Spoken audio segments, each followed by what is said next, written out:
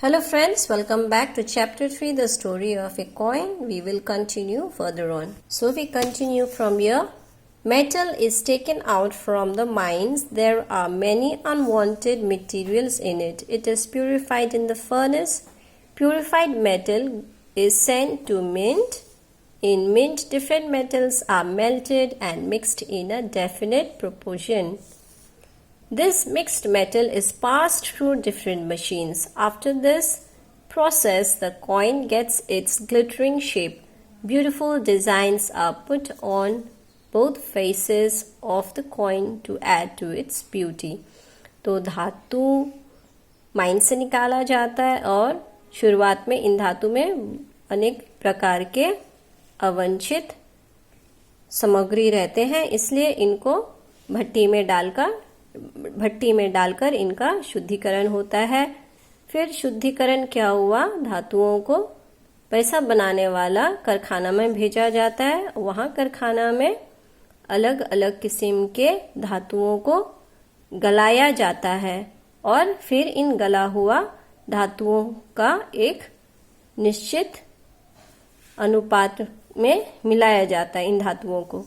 फिर इन मिलाया हुआ धातुओं को अलग अलग किस्म के मशीनों के माध्यम से गुजरना पड़ता है और इस प्रक्रिया के बाद ही सिक्के को इसका चमचमाता हुआ आकार मिलता है। सिक्के के दोनों तरफ खूबसूरत डिजाइन बनाया जाता है और ये डिजाइन सिक्के की खूबसूरती को बढ़ा देता है।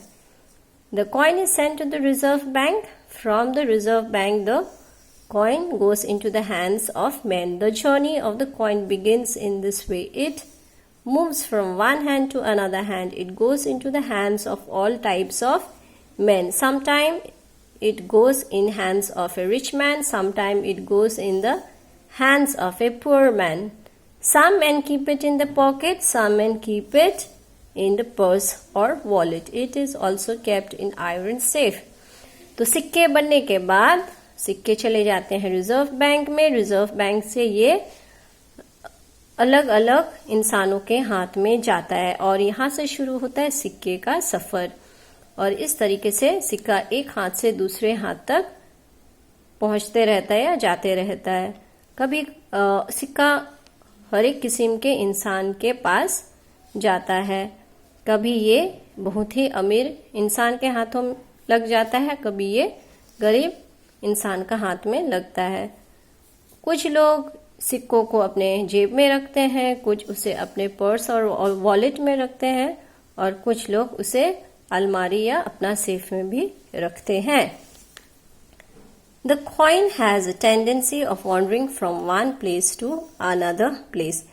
तो सिक्का का एक प्रवृत्ति है, वो एक जगह से दूसरा जगह भटकते रहता या इधर उधर घूमते रहता। खुद से तो नहीं, पर इंसान के माध्यम से, है ना। Yes. When the coin goes in the hands of a miser, it has to stay there for a long time. जब कोई कंजूस का हाथ में लग जाता है तब उसे वहां बहुत दिन तक रहना पड़ता है, क्योंकि एक कंजूस इंसान तो जल्दी खर्च नहीं करना चाहता है ना। Okay. He does not want to let the coins go out of his hands. Yes, क्योंकि कंजूस इंसान पैसा को बहुत जल्दी अपना हाथों से निकालना नहीं चाहता है। Some people are fond of collecting coins. कुछ लोगों को सिक्के इकट्ठे करने का शौक होता है। They have different types of coins in their collection. तो उनका इस सिक्का इकट्ठे करने का शौक में या उसका कलेक्शन में अनेक किस्म के सिक्के होते हैं। Time to time coins are issued with some special features. समय से समय पर सिक्कों को नए विशेषताएं से फिर से जारी किया जाता है। उनमें कुछ विशेषताएं डाल के फिर नए कॉइन्स जारी किए जाते हैं। Whenever they find such a coin, they add it in their stock. जब भी ऐसे विशेषताएं भरे सिक्के मिलते हैं तो सिक्के इकट्ठे करने वाले लोग क्या करते हैं, ये सब सिक्कों को लेके अपने जमाए हुए सिक्कों के भंडार में जमा कर लेते हैं। Such people have collection of coins from olden days to modern days. They try to collect the coins of other countries too. ऐसे लोगों के पास पुराने जमाने से लेकर नए जमानों के सभी किस्म के किस्से होते हैं और वे लोग अन्य देश के सिक्कों को भी इकट्ठा करने की कोशिश करते हैं।